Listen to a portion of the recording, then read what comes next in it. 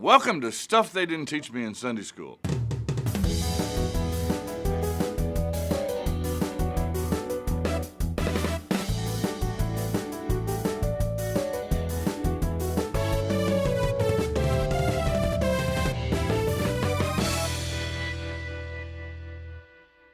You know, there comes a time in every discussion of world events where a look at history is kind of important. A look at the geography is important as well. And that's where we are right now.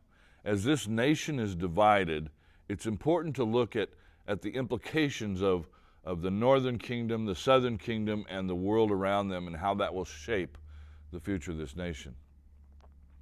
The nation of Israel, the northern kingdom, is always going to be called now Israel. The southern kingdom is going to be called Judah.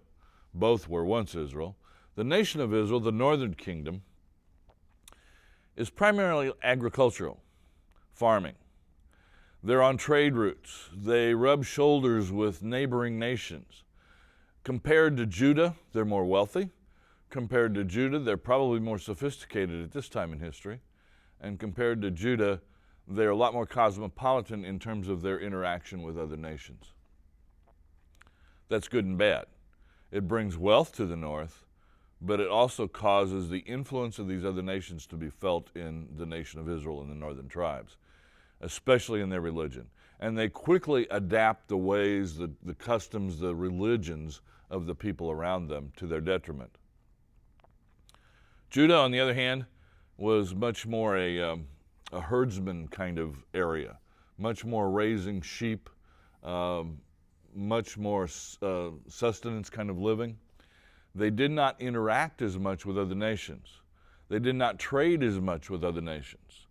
There weren't trade routes that crisscrossed their land like it did in Israel. And so their influence from the outside was much less than Israel's influence from the outside.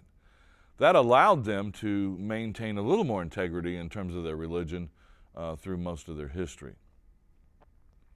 Now, there are nations around Israel that are having influence too. One of the ones that you see coming up again and again is the nation of Syria. In your NIV Bible and many modern translations, it's called Aram to distinguish it from another nation called Assyria. But Aram or Syria, capital at Damascus, interacts frequently with Israel and Judah.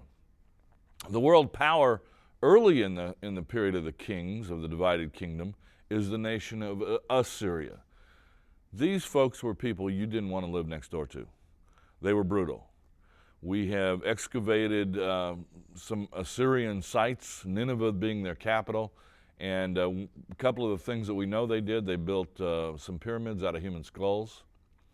They often impaled their victims, their conquered folks alive on the walls of their temples with spears to allow them to die in the presence of their gods as a sacrifice to their gods. Their temples were wallpapered with human hide. And we know that when they took captives, at times they would put hooks, fish hooks through their nose, cord, and tie the cords together, and tie maybe 100 people together to the saddle horn of a horse and take them into captivity that way. These were brutal people, the nation of Assyria. Once Assyria's power waned, 605 or so, the power in the world then became Babylon. Babylon was much more civilized and still could be brutal, but Babylon becomes the world power, and you probably know best Nebuchadnezzar as the king of Babylon. That's the world scene. Biblically, you have kings coming and going so fast it makes your head swim through this next period of history, and we're not going to look at each of those kings. But on the chart you're looking at right now will show you the kings and the time periods that they served. Kings of Israel on the right, kings of Judah on the left. I want you to notice a couple of things about those kings. In the kingdom of Israel,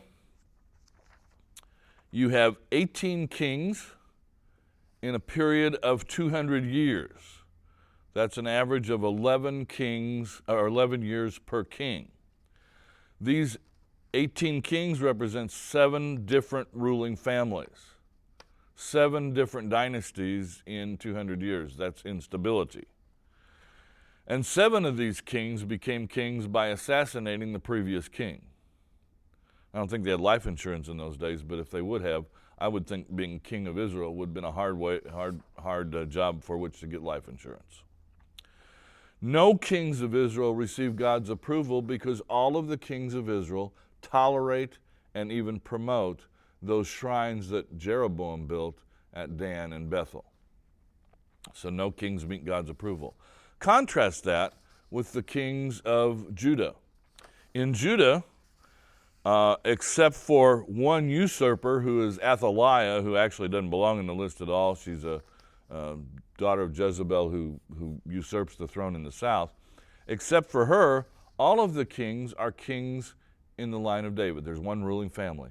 And that ruling family goes throughout the 335 years of the existence of the southern kingdom.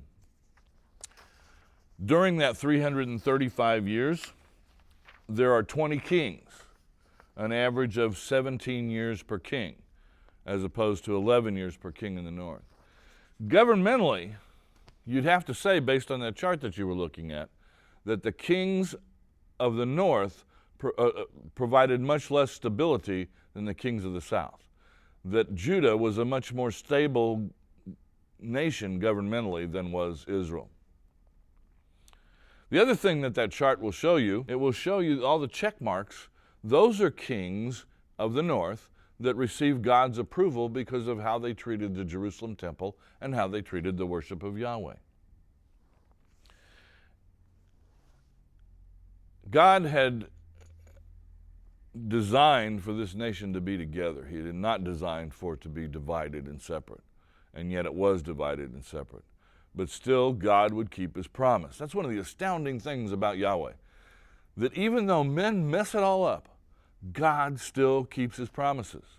And the fact that through this 300 and some year period, there is one family sitting on the throne in Judah is a testament to God's ability and his desire and his intent to keep his promises. The promises to David that a king in David's line would always sit on the throne. And that king is still there at the end of this 335 year period. And that king ultimately will be Jesus Christ.